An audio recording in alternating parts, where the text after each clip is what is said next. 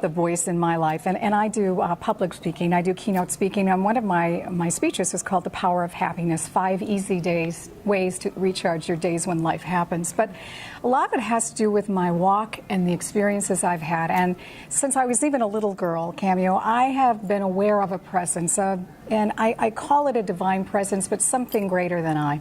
And there were a couple incidents in my life as a 10-year-old, and then when I was about 25, 26, where I know it sounds crazy, but I heard a voice, and it was as clear as a bell, as loud as I'm speaking to you right now, that gave me such wisdom. And honestly, I can say that I never, ever have felt worthy to receive that, but it changed my life.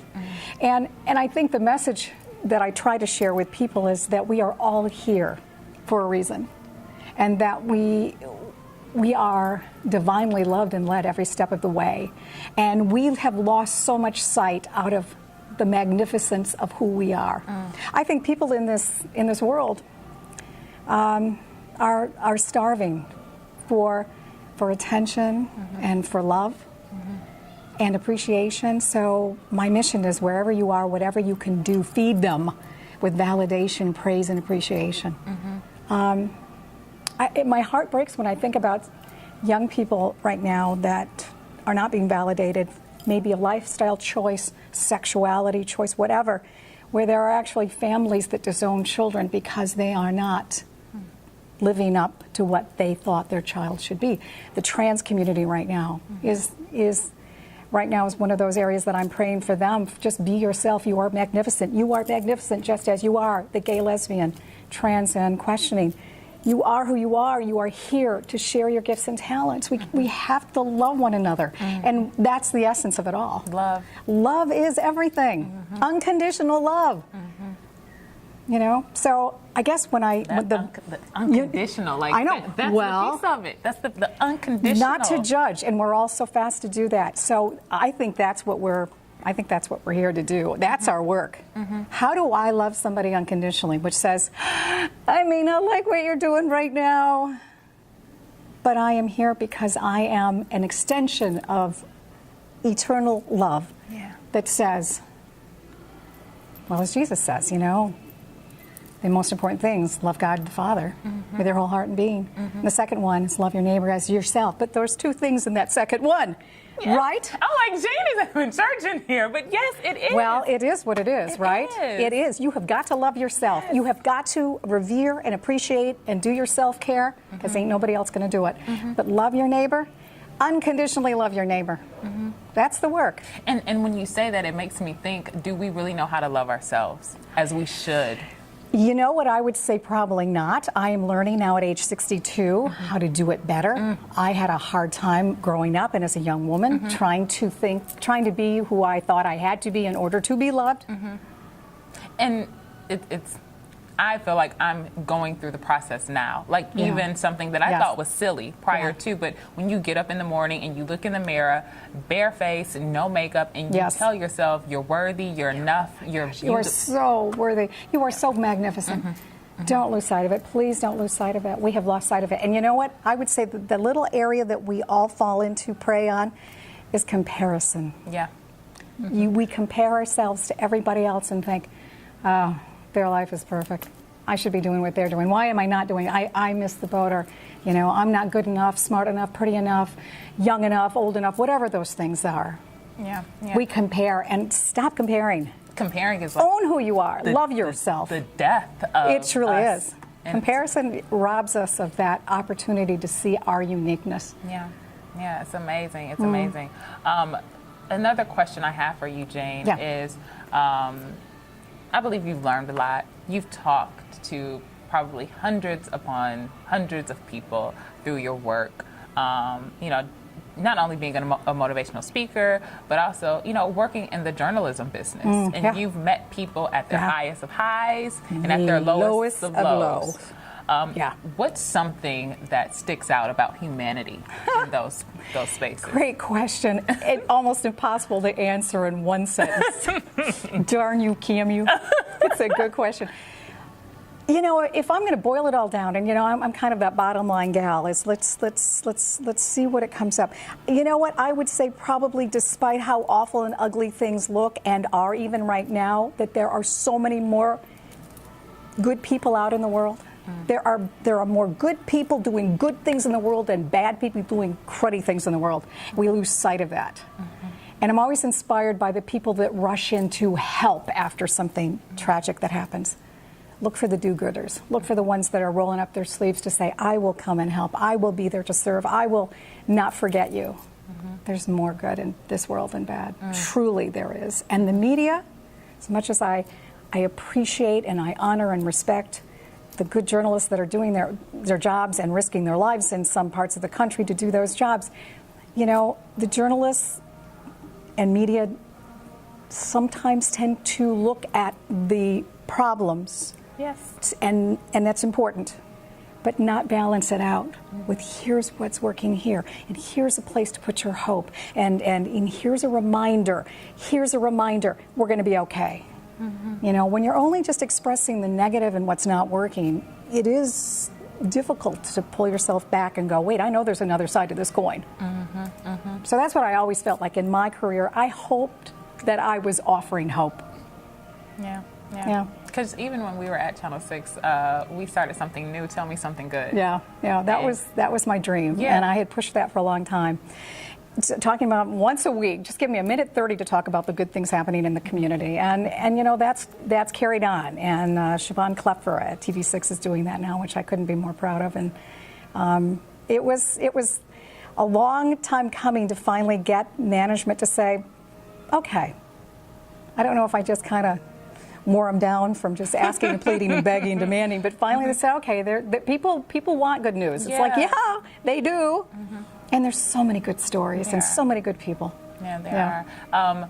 One of my probably most important questions, since it's recent, in 2017 or 2018, what's the greatest lesson that you've learned? Well, you know, it's interesting. I wrapped up my professional on-air anchor career in January of 2017, and there were a lot of years leading up to that point, obviously, of self-reflection and a lot of prayer. And what is it that I'm here to do? And the clock continues to tick, and we get older and older and think, okay, this has been such a gift, and I'm so grateful for the opportunity that I had to be on television and to share the day's news with our public here in Lansing. But I realized there was something else I needed to do, and I needed a break, to be honest. I think after I've been in 40 years in media, radio for 5 years, and 35 years total in television news, you forget how involved it is. Now, you know, you worked in it, but it's always beating the clock, deadlines to the exact second. It's mostly in an environment of negative news, distressing news. It does take a toll after that many years. And what I found is that the people that I loved, my dad had passed away and my mom was approaching 91 at that point. And I thought, you know what? If I'm going to spend any time with her and my family, I got to make that decision. Nobody's going to put the brakes on my life unless I do it. And I didn't want to leave the station, you know, staying on too long. Nobody wants to stay a welcome, right? And I figured, you know, the station wanted me to stay, and God love them, I'm so appreciative of that. But I just knew in my heart of hearts, and again, that knowing, that sense, that feeling, praying and receiving what I felt was, it's time. It's time, trust it.